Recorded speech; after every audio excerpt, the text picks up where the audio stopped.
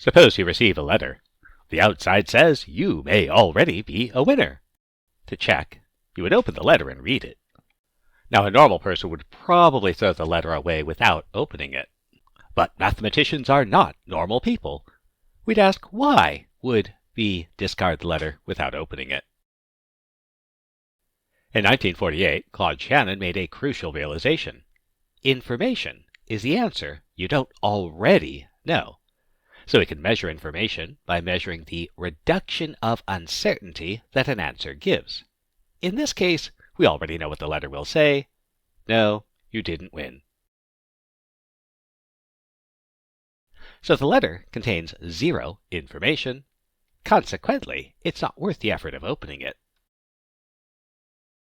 To measure the quantity of information, consider asking a sequence of yes-no questions. The information content of a message can be viewed as the number of yes-no questions it answers, assuming the questions are asked efficiently. Equivalently, it's the number of yes-no questions you'd need to ask to learn the contents. For example, suppose a channel always outputs 2. How much information does it deliver? So suppose you get a message. The number of yes-no questions you'd have to ask to obtain the content is 0. We already know the output is 2.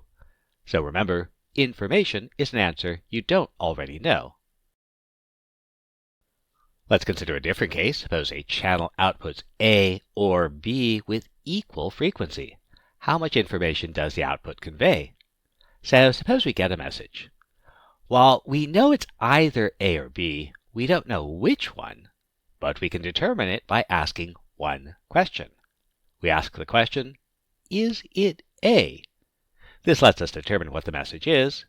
If yes, then we know it's A, and if no, since it could only be A or B, then we know it's B. So the message answers one question, so the message contains 1 bit of information. Let's consider another case. Suppose a message could be one of 3 letters A, B, or C.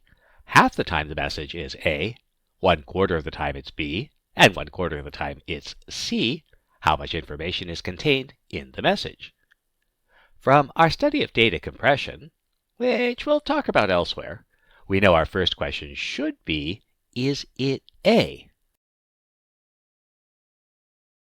So if our first question is it A, then half the time the answer will be yes, and we'll have one question answered. But half the time the answer will be no, and we'll need to ask a follow-up question.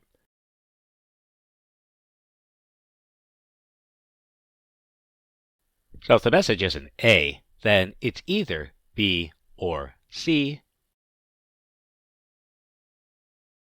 So a follow-up question could be, is it B? If we ask, is it B, then a yes will tell us that the message is B, and a no would tell us the answer is C. This means the message will answer one question half the time, and 2 questions the other half the time. So on average, the message will answer 1.5 questions and contain 1.5 bits of information.